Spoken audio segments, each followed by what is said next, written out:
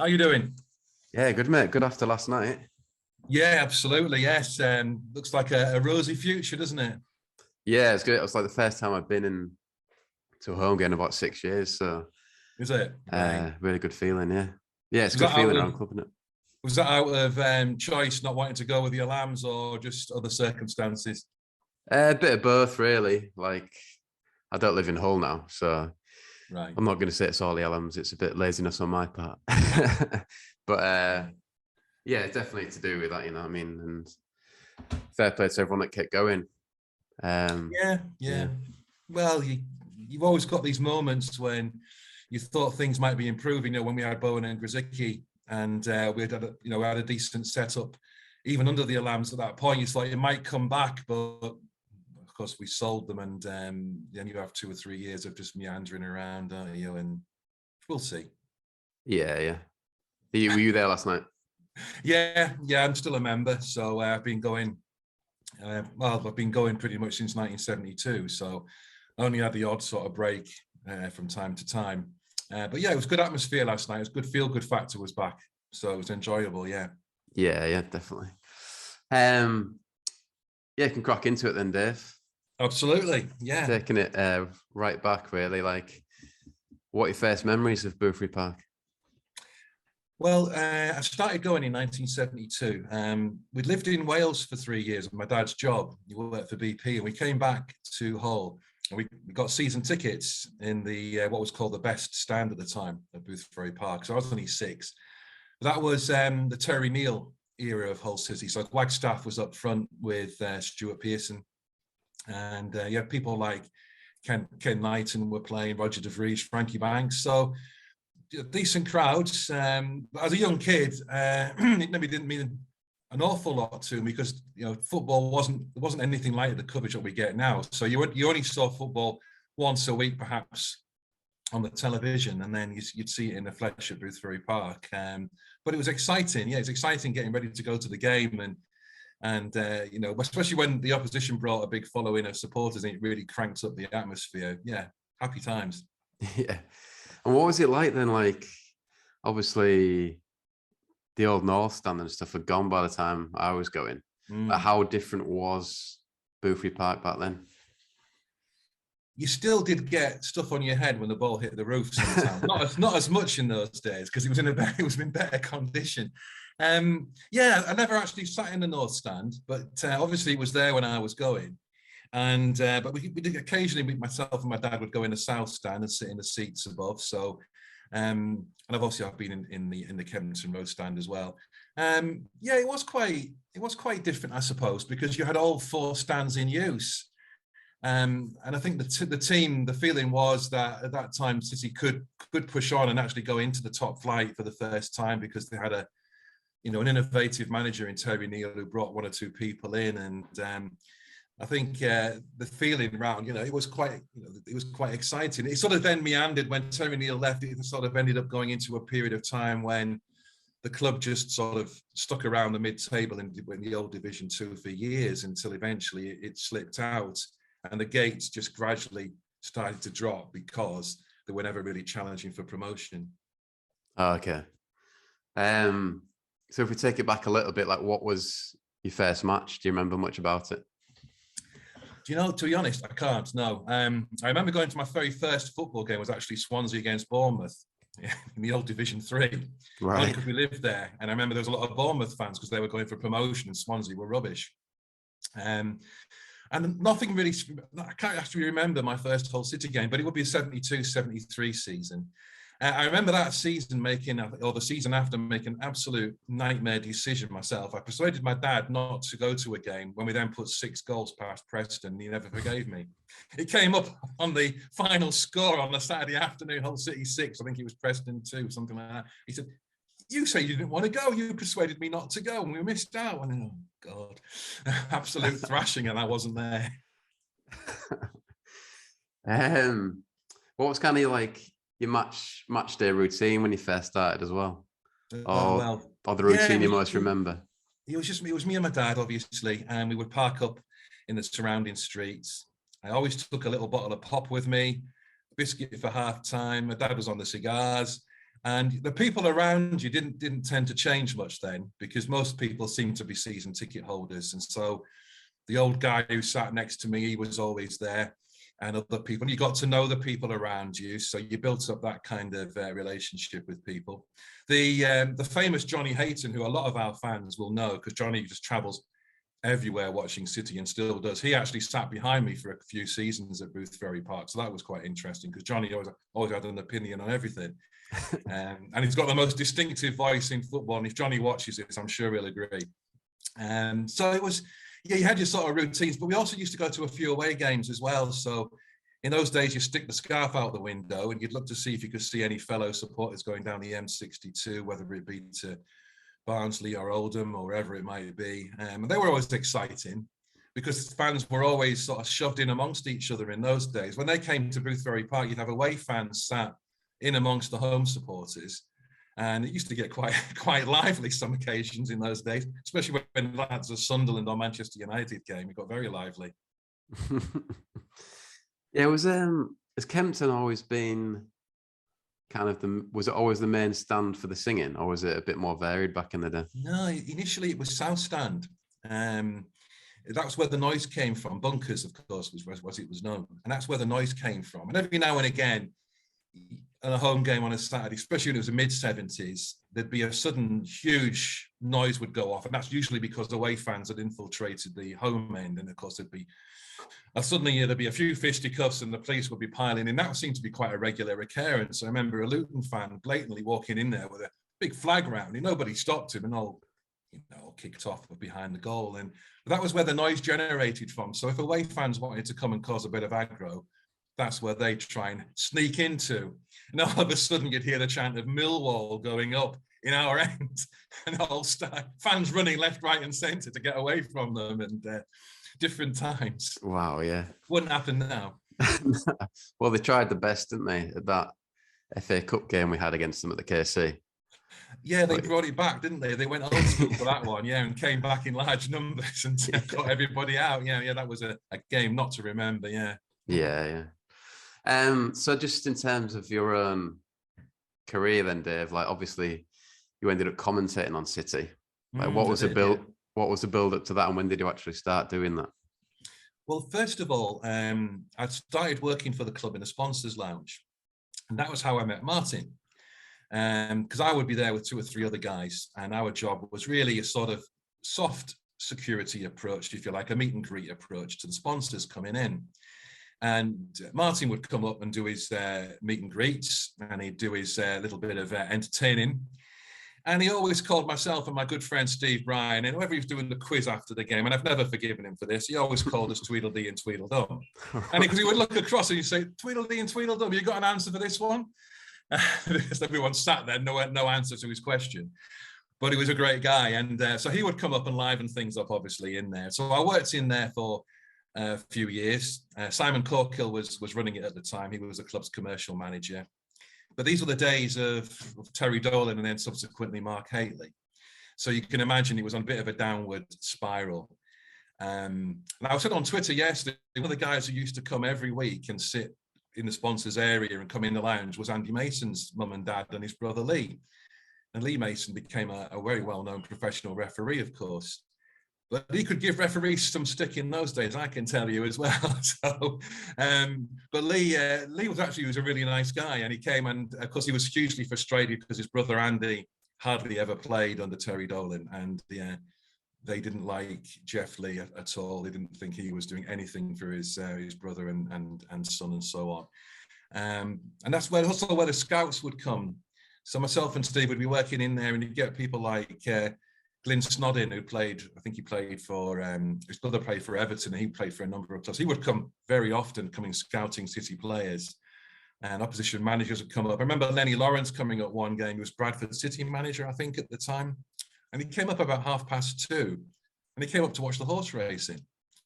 And he sat there and he watched the horse race until about 2:50. And I thought, hang on a minute, your players are in the dressing room preparing for, it was an end of season game, I think. But there he was watching the horse. But that was just a different era. Managers would come and do that. They would come up before the game and say hello. They'd hang around and watch the TV for a while. It's strange, John Duncan, the Chesterfield manager, he came quite a bit. And Kevin Ratcliffe, the Everton player, he was a regular visitor to the ground. And a lot of scouts came to watch Dean Windus, of course, on many occasions. And they would stand and have a chat and say, why has nobody signed Windus then? Why is he still here? And it's his temperament, isn't it? It's his temperament. And of course, we were all City fans. We're saying, well, he's a good player. Yeah, but why? And then they come back and watch him again. And obviously, eventually somebody took a punt on him. But it was always interesting times to see who would turn up on a Saturday. And they all came into that particular area, except the time when the supporters came and put fish out, Dolan out stickers all over the place. That was the day when Warren Joyce scored and celebrated at the empty Kempton Road stand because they came down in the dressing room and put stickers all over the place, which hadn't gone down well. But it was quite amusing at the time. But the commentating, the City actually advertised the job on the website, and somebody messaged me and said, oh, why don't you have a go at that? It's your kind of thing. So I went along and spoke to Forest Edge Films, who were doing the filming. They'd had Danny Pratt doing it before. I don't know if you've ever met Danny. I remember Danny. Yeah, I think he's at Leicester. He was at Leicester. He did the commentary. So I took over from him, and we were up in the gangtree above the best stand. But to get to it, you had to walk up these rickety stairs right at the back of the stand outside. So if it was raining or snowing, it was really kind of slippery. And then you'd have to carry the equipment up and down, which in those days was VHS. It wasn't DVD. So you had a bank of 6 video recorders going up there to record it, because the tapes went to the mascot, the managers, the referee. One got sent to the FA, things like that. So, and yeah, I started doing that under Jan Molby's reign as manager. I was commentating, and then did that for a number of years until we got into the Premier League. Okay. So was that the season we moved to KC at Christmas? Yeah, I did about 3 or 4 months at Boothferry Park. Okay. And then we moved to the KCOM. Yeah, I mean, one of the best things we did that season was the end of era stuff, because we had the big last game against Darlington, which of course we lost, unfortunately. But a lot of the old players came along to that day, and so we got there really early. We could interview people like John Kay, Roy Greenwood, who played for City, and people like that came along. And they all came along for the last game, and we did a lot of background stuff with fans and so on. That was quite an enjoyable day, even though we got beat, and quite an emotional day as well. You could, even with someone, you could see what it meant to someone like Peter Taylor, who had only just recently taken over as manager. He got caught up in the emotion of it all. So that was quite something. Yeah. You mentioned Forest Edge, just because I remember, was it Phil? Yeah, Phil Wilson, yeah. Yeah, what happened to him? Does he still go to City? Like, how long did he carry on working with City? Well, Phil moved away from the area. He had a video business. He did weddings. That was probably one of his big things. But he also produced DVDs using old Batte footage from. So he'd do like old Hull or old Sheffield or Sheffield at the war, and he would put footage together, old black and white footage of that from the 1920s onwards. And he had quite a big sideline in that. So that's where Forest Edge probably became better known for doing that kind of thing. And he got into doing Hull City. The previous guy had retired. And unfortunately, the worst thing about it was the previous guy had retired and had taken all the tapes and stuff with him. And I think they've been lost, because there's all this footage from the 80s and 70s when City started to record their home games under Ken Houghton, which would be late 1970s. And the manager would get a tape. Whether Ken's got any, he probably binned them a long time ago. But the club didn't actually keep them, because the guy who did the filming kept them. And I know it was a big frustration to Rob Smith at the time, who was running on the commercial side as well, that they didn't have an archive of footage to fall back on like some clubs had. And getting footage from the 70s of Wagstaff and Chiltern and then beyond that was quite difficult. You had to go to ITV in Leeds and try and get into the archives and try and find it. Sometimes they would charge for it. It wasn't always made freely available. But there was a lot of footage that was used on Calendar Sport or on the Friday preview shows they used to do in those days when City were doing well under Con Appleton, and they featured a lot more on local news. But finding that footage now would be quite difficult. But sadly, had the club kept those videos, there would be an absolute mine. All those goals that Les Moutry and Billy Whitehurst scored, you can imagine, would have been captured on film. But unfortunately, as far as we know, they've all been lost. It's only what people have recorded at home themselves. That's when you see Tiger Tube picking it up on Twitter. He does a fantastic job, but he gets it from, you know, private people who've recorded on the old VHS at home. It's a real shame they lost all that, unfortunately. Yeah, that is a shame. Yeah. Yeah, I've been doing a lot of research on Tiger Tube, trying to pinch different things, but yeah, it's a great little resource. He's a great guy as well. But he's got a fantastic wealth of information there, hasn't he? And he's got some obscure stuff. But yeah, basically it comes when somebody has been at home on a Friday or Saturday and has had the VHS ready to record that 20-second clip of City winning 1-0 away at Exeter under Colin Atherton or something, and the goal was captured by the TV cameras in that region, and so it's come up here. But yeah, more than likely, City would have been given a copy of that tape to bring back should they have wanted to look at it. But where did it go? Probably the manager didn't keep it, and unfortunately would be lost. It's a shame. Yeah. I remember once, I think it was the year 1 or 2 season, I tried to like make my own season review video by recording every Goals on Sunday clip. Yeah. But I only got a few games. Yeah. I did that in the 80s. But I used to intersperse it with pot videos that I liked at the time. So you'd have the match of the day game with Hull and Preston when Steve Massey was playing. And Steve Massey's great on Twitter. You can chat to him about the Hull City days any time. But then that would go off and he would come on with something like U2 or somebody from Top of the Pops.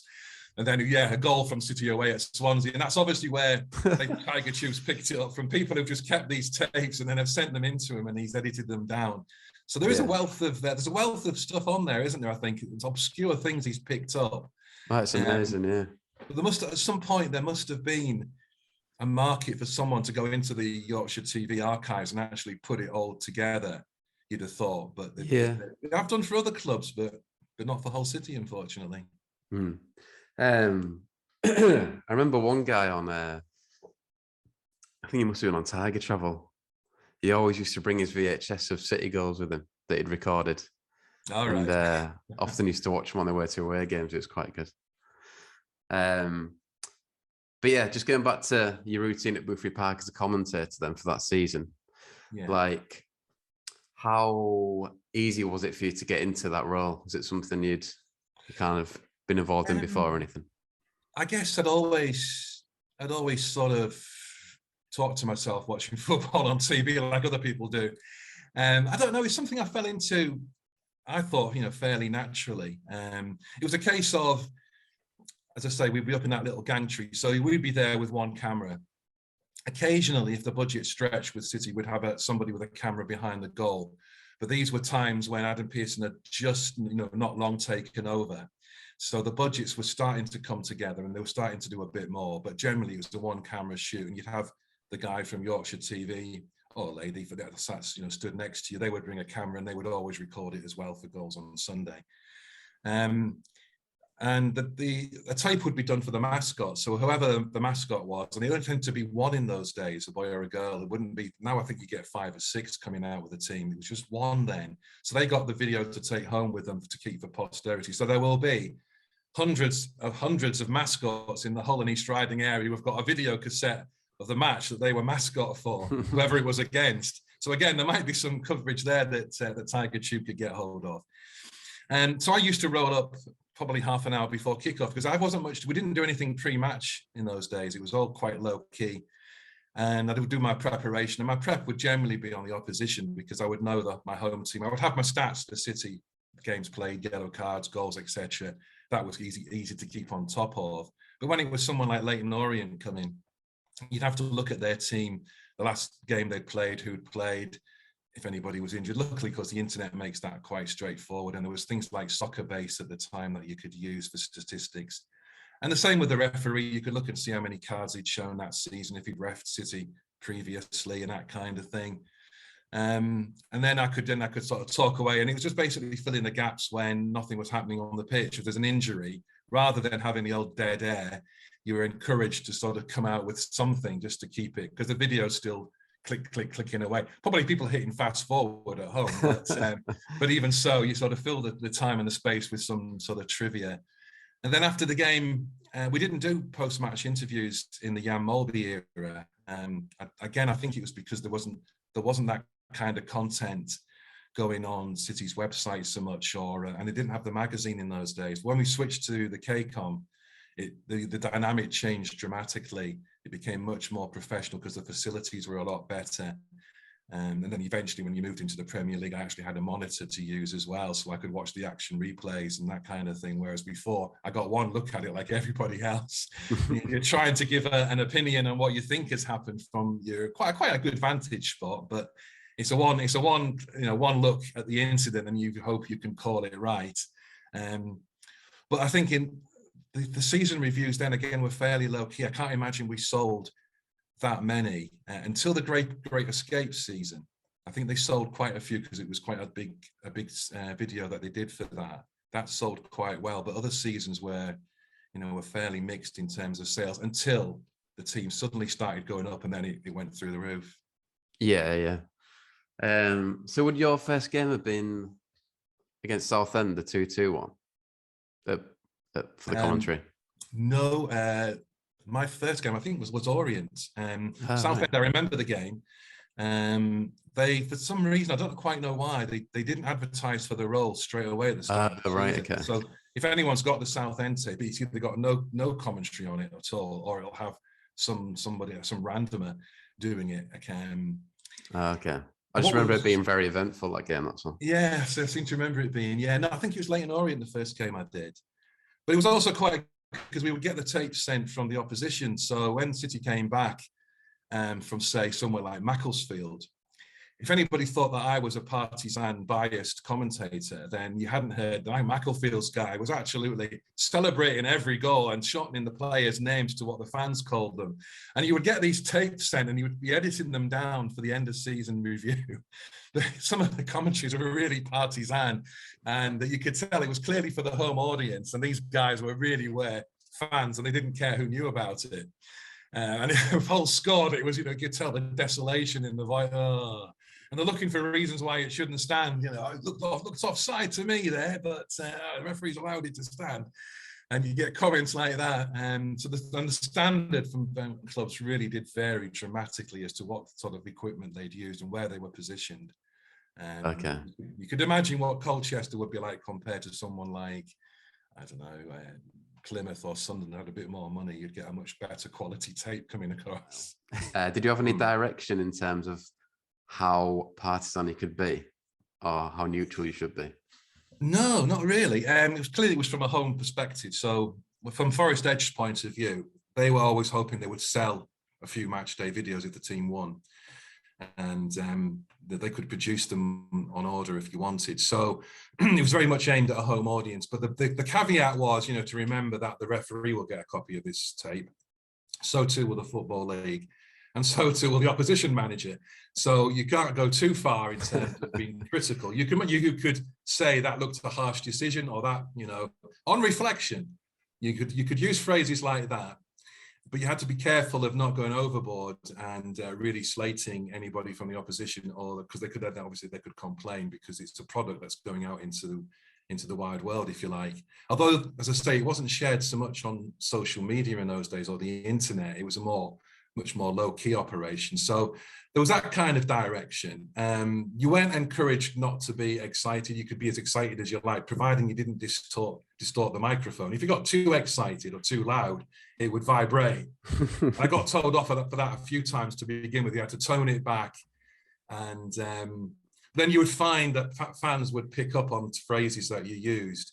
So when Stuart Elliott was having his glorious run, I would say that's another goal from the Irishman, when I must have used that terminology a few times because I got some stick for it. And I got the most stick I've ever had, or the most celebration I've ever had, was when I said that Elliott had leapt like a salmon to score against Swansea at the new ground.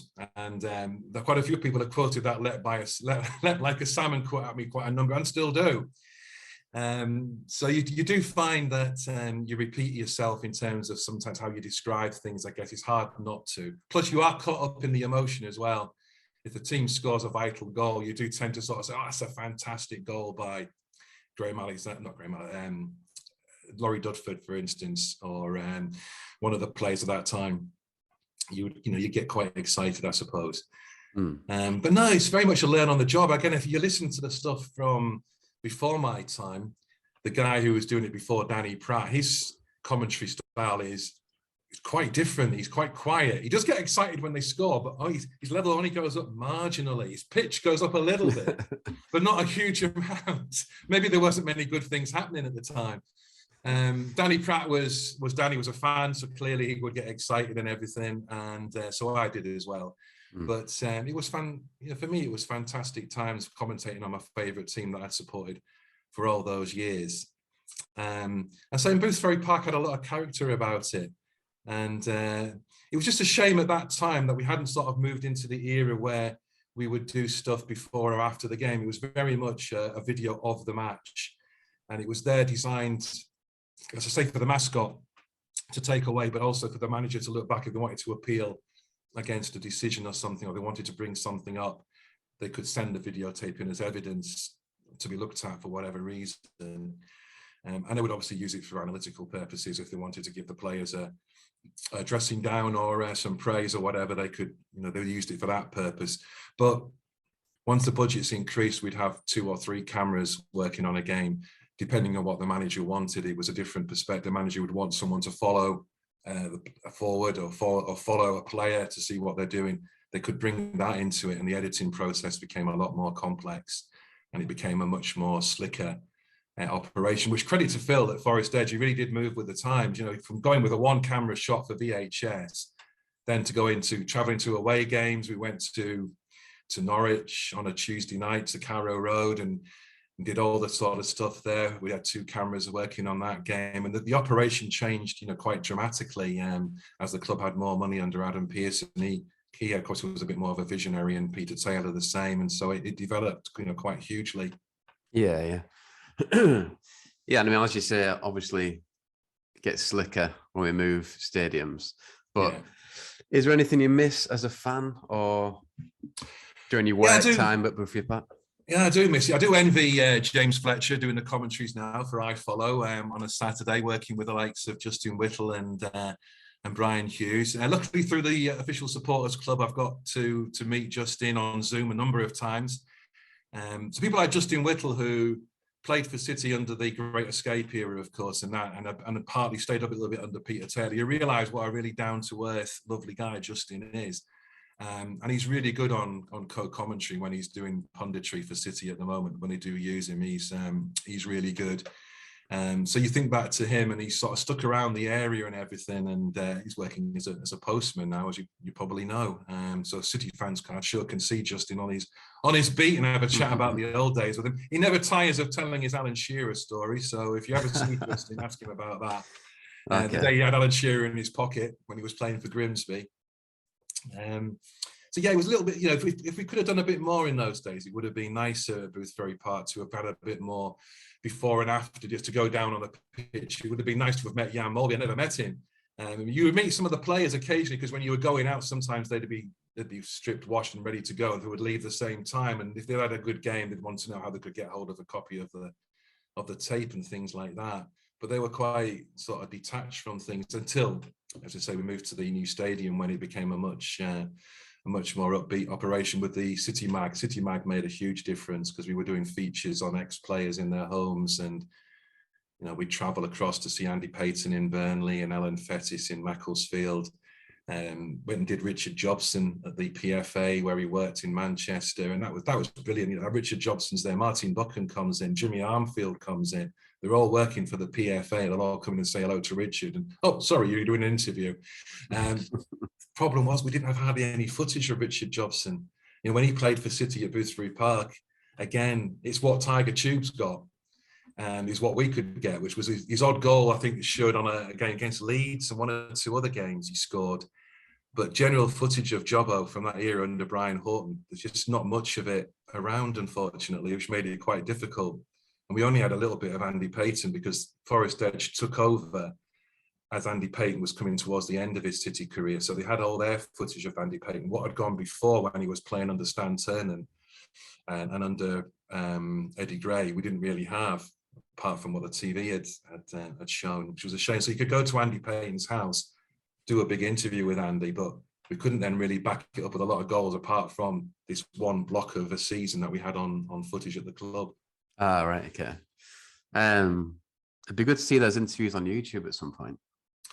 Brendan Smurthwaite's got every one, apparently. I think he's got every copy of City Mag DVD. So Brendan's your man. Right. He might put them up. I think quite a few. I'm sure Tiger Tube will have them because he'll have used them if he's needed to for missing footage and stuff. But yeah, there's some good. Yeah, we did some good interviews. We went to Darlington's training ground to interview Dino when he was coach with Colin Todd, and they were training at a school or a college or something. And we went to this. You'd think professional football club at the time, but Darlington, they didn't train at the ground, which I presume by then was maybe the Reynolds Arena, and they'd maybe moved to there, but they'd maybe been kicked out of there by then. I can't quite remember, but Dino was coach, Colin Todd was manager. And it was the most amateur setup from a professional standards wise. The enthusiasm was there, but they were training on a park pitch. Like when you read a footballer's autobiography from the 60s and 70s, and you'll say, we used to train on the park pitch because we didn't have a training ground in like 1975 or something. This was Darlington in the early 2000s, and they still didn't have a training ground. Or they did, and it had been requisitioned by the bailiffs or something. So they're training on a park pitch or whatever it was, and they're doing their best. And we went up there to interview Dino about his whole City career and his subsequent career at Aberdeen and so on. And of course, Dino is always really good quality for an interview. He's always got lots of stories to tell. Most of them you can't put on tape, of course, because they're too rude. But he had a lot of stuff you could get from Dino. And you stood there next to Colin Todd, and you think, he played for England, did Colin Todd? He played for Derby under Brian Clough. He was a really famous player, and here he is having to eke out a living at somewhere like that. And then you realised how professional Hull City had become in comparison, where we've got our own magazine and we're actually going to do a feat. The gulf in finance and class was quite incredible in those days. These little teams would come to the KCOM and be really, but they'd lift the game a bit, wouldn't they, as well? They'd come and think, this is a nice stadium. It's a big crowd. There's 20,000 here. We're going to give the game of our lives. But yeah, in terms of who you remember at the club at that point, you mentioned a few people, but is there any people that kind of stick out from your memory of Boothferry Park? Simon Corkill, as I say, he ran the sponsors lounge on a match day. He was the commercial guy, and he was a really nice bloke. And if I ever see him, he just still go to City. I think he lived in Hornsey, probably still does. He remembers me, and he'll stop and have a chat, and we'll have a little reminisce about the old days. And there was a season when I was working in the sponsors lounge when Needless Sweets were the sponsors, and my dad worked for Needless Sweets, so that was quite handy. So he built up a relationship with Simon as well. And my dad's got these one-off Needless shirts that they produced that season that are quite rare and everything, because I think there was one or two that were produced that they're never actually worn by either team. They were produced more for commercial reasons. So that was quite exciting. So yeah, Simon ran it. Didn't see an awful lot of Terry Dolan particularly. He would sometimes come up and say hello to the sponsors, but I suppose you have to remember where we were at the time, and maybe wouldn't always get a warm reception. Yeah. And when he changed to Mark Haitley, he certainly was more prominent. He would come up and do his bits. And of course, when we had the lads on loan from Rangers, we had Stephen Boyack and Brian McGinty. There was the famous game when they all came down from Auchinleck and made an absolute racket and drank the ground dry. And they were all in the sponsors lounge. They'll come in, they were all singing about Mark Haitley. And but half of them stayed in and watched the results on the TV. Just continued their drinking for the afternoon. But they were lovely guys. They came down purely because they loved Mark Haitley from his time at Rangers. And they came in at the end of the game. Boyack and McGinty came up, and your dad's there, and he's doing his questions and everything. And Stephen Boyack clearly was quite an intelligent lad, and he could hold a conversation quite well. And his mum and dad were there, whereas McGinty didn't have so much to say. He was clearly a bit quieter. And he had Boyack singing songs that he should never be singing, sectarian songs going on. And because nobody knew anything about them, when I went home, my wife's Scottish, and I went home and said, they were singing this song about the sash. What was that all about? Oh, that's the kind of song they sing at the old firm games and stuff, and it's generally frowned upon. I said, right, well, they were giving it loads after the match. Boyack singing it away, and he's sort of looking to himself, thinking, I shouldn't really be doing this, but they're all G and me on to do it. And so, give us a sash, Stephen, give us a sash. So he did. But it made for an incredible atmosphere that day. And although the stuff on the pitch wasn't particularly good, we had some characters playing under Mark Haley. Glyn Hodges, I remember, always injured. And so he was always up in the sponsors' lounge or wandering around the back of the stadium. You just randomly see him. He's like, how's the injury? Not so good. You know, he's missing again. And he would knock around with Haley. You could tell they were probably old pals from somewhere. And there seemed to be some strange random players that came through the books that season that moved on and were never heard of again. The goalkeeper Thompson and people like that. Yeah, I remember him. Yeah, but there was a huge sort of Scottish influence for a while because his coach was Billy Kirkwood, was Scottish, wasn't he? I think. And so you would see him. His family would come to games from time to time, and of course, Mark Haley's entourage would occasionally come as well. And never saw much of Tim Wilby when we were doing that role, which was quite, considering he was sort of notionally running the club, didn't see a lot of him or David Lloyd for that matter. And then of course it all went pear-shaped, didn't it? And we were locked out and that kind of thing. But they were strange times. But for all that was going on, we always got paid on time, even though we were doing a relatively low-key job, I suppose, for the club. The pay was generally always on time. We always got it by a check and everything. And it was quite enjoyable times. I used to get there on match days at 12:30, so you would see the opposition arrive and come and look at it. Oh, they were always so impressed with the pitch because the groundsman did such a great, John Cooper wasn't, did a great job with the pitch. I remember Barry Fry coming in with Birmingham, they were going really well. And he came out and he said, how much do you want for the pitch? This pitch is effing brilliant, he said. How much do you want for it? And he's making a big play about. He's looking at Karen Brady, and the rest of them that are suddenly down. Get this guy to Birmingham. He's saying in his usual effervescent style that Barry Fry had, and they came in. Such a huge difference. Birmingham clearly on a big budget, and they came in with the fancy coach and the players all very smartly dressed and with a real kind of we're going to go places attitude at the time. It was just a different world to Hull City scrimping by with Martin Fish doing his whatever he could do with a very small budget to keep Hull City going. And now and again, you get teams coming in, swanning in like that. It was quite different. Yeah. But interesting. I remember there's a thing amongst the fans that it was like, because the pitch was so much better than a lot of other teams in our league. There's a thing about, teams turning up and really making the most of playing on that surface. Well, that was the inference from Barry Fry. He looked at that and I think you could tell he thought, we can play football on this and we'll turn Hull. And I think they did turn us over probably. But I think a team that didn't play long ball, that wanted to come and knock it around would probably think this is a great surface.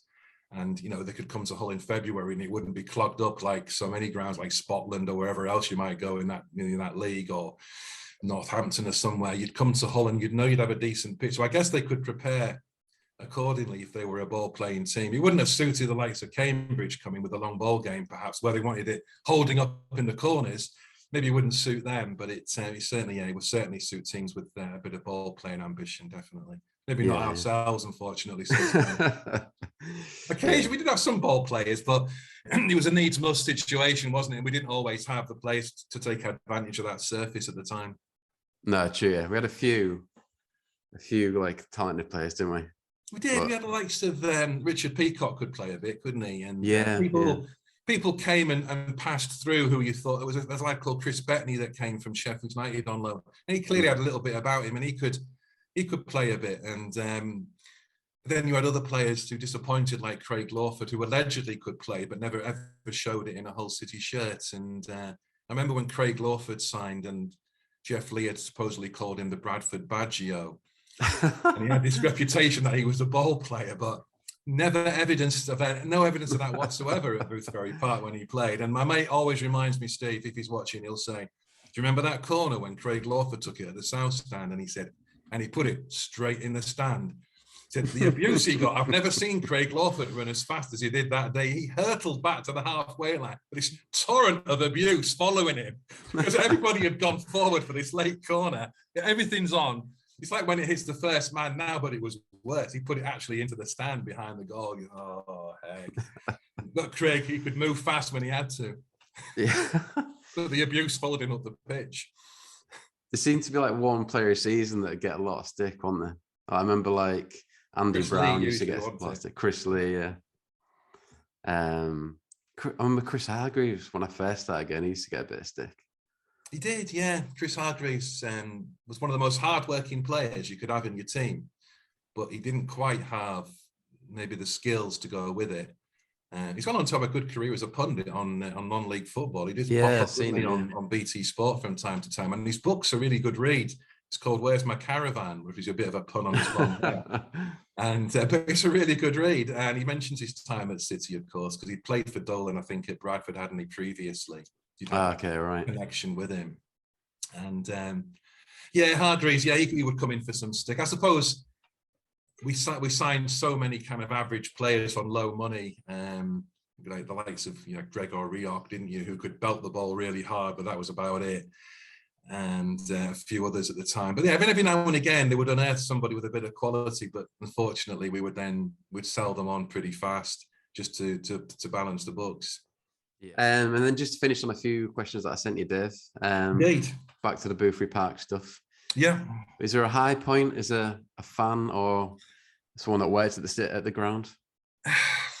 As I say, when I first started going as a little lad, we sort of stuck around in Division 2 without doing an awful lot for a number of years, and players passed through who you can remember, but not because they made a real impression on you. The first player that really made an impression on me after Waggy, because everyone loved Waggy. I love Waggy, but I didn't really probably know why I loved Waggy as a 7 or 8 year old, other than the fact he scored a lot of goals. But when I knew a bit more about football, when I was about 12 or 13, we signed Keith Edwards from Sheffield United.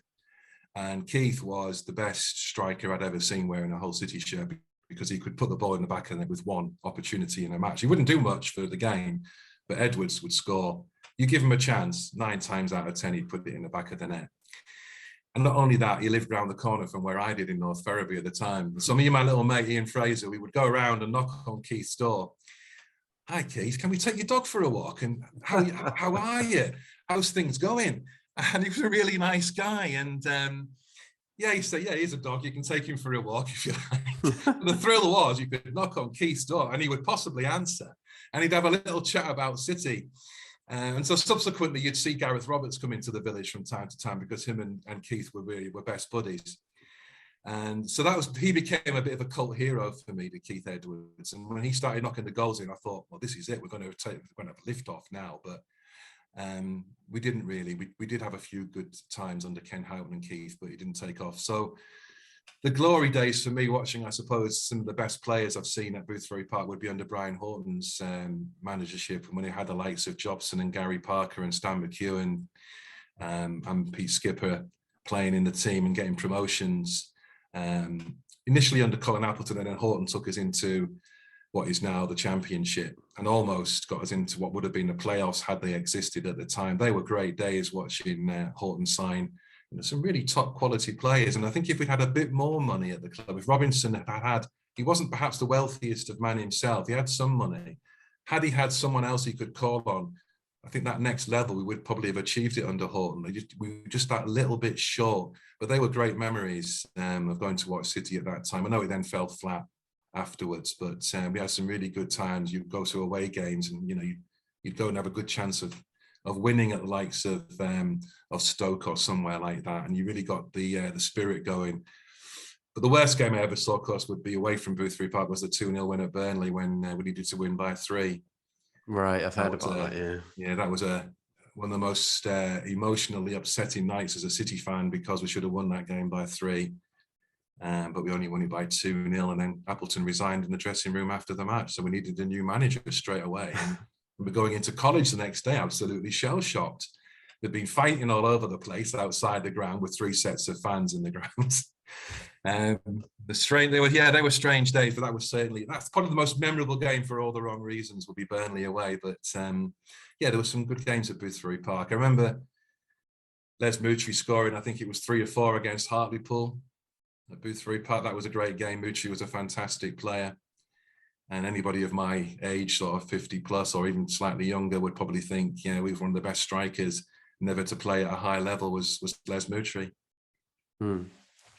And then in terms of a goal at Buffery Park, does anyone stand out as kind of the best? Yeah, there was one goal it was by my hero, little Keithy Edwards. He was against Walsall on a Tuesday night, and Edwards hadn't that long signed for us, and we were going well. We were going well in the league. Him and Bannister were starting to have a bit of a partnership up front. So this was about 78, 79 season. And we played Walsall, and in the crowd was Jock Stein, the new Leeds United manager, and he was sat not far from me where me and my dad sat. And I managed to get his autograph during the game, or half time, whatever it was. And Jock Stein had come to Boothferry Park to watch Walsall's star striker, Alan Buckley, who then later managed Grimsby Town. But at the time, he was quite a big name, he was scoring a lot of goals. And Keith Edwards picked up the ball inside his own half against Walsall. And he ran from the halfway line and beat two Walsall defenders and stuck it in the back of the net at the south stand. And the ground absolutely erupted. And we thought, who have we signed here? This lad is not only quick, but he can go past players and put it in the back of the net. And I really did think Mally Lord scored a great goal in that game as well. Mally was still knocking around and he scored on a half volley. And we beat Walsall, I think it was 4-0 or 4-1, something like that. Absolutely great night. And I really thought we were going to go places that season. But although we finished, I think, about 9th, it didn't quite take off. But that would probably be one of the best goals I've seen at Boothferry. Andy Payne scored a great one as well, where he went past 3 or 4 players and put it in the back of the net. But that one from Edwards, it was just under the lights as well. It gave it a bit more of an atmosphere. And the fact he went from his own half, fantastic. Yeah. Is that one you can watch on YouTube? No, right. Sadly not. I mean, yeah, City will have recorded it, but they obviously didn't keep it. Or if they did, I don't think even Edwards had got a copy of it. I wish he had, because he might have hung on to it. But no, unfortunately, if it was recorded, it would only be recorded by the club for analytical purposes, and Lord knows what happened to it after that. Fair play. It's probably a good finishing point there. Really appreciate your time, mate. No, it's enjoyable to talk about the old days. Hopefully, looking at the future, although we did have some good days under the Alam ownership. We went to Wembley, as everybody knows, 2 promotions. It could have been also different, couldn't it? I've seen it all probably. As a whole City fan, you've seen the really, really bad times when we were potentially going out of the league. And then you see the really great times as a team comes back, and you think, if the Alams had adopted a slightly different attitude and had brought Marco Silva in a bit earlier that season, whatever. You can't change history, but if you could, they could have had a statue built outside the ground. Sadly, unfortunately, they'll be remembered for other reasons. But listen, hopefully, it's a bright future that's coming. Yeah, spot on. New era, I think, is the new tag, isn't it? Yeah, something like that. Exciting times, anyway. Yeah.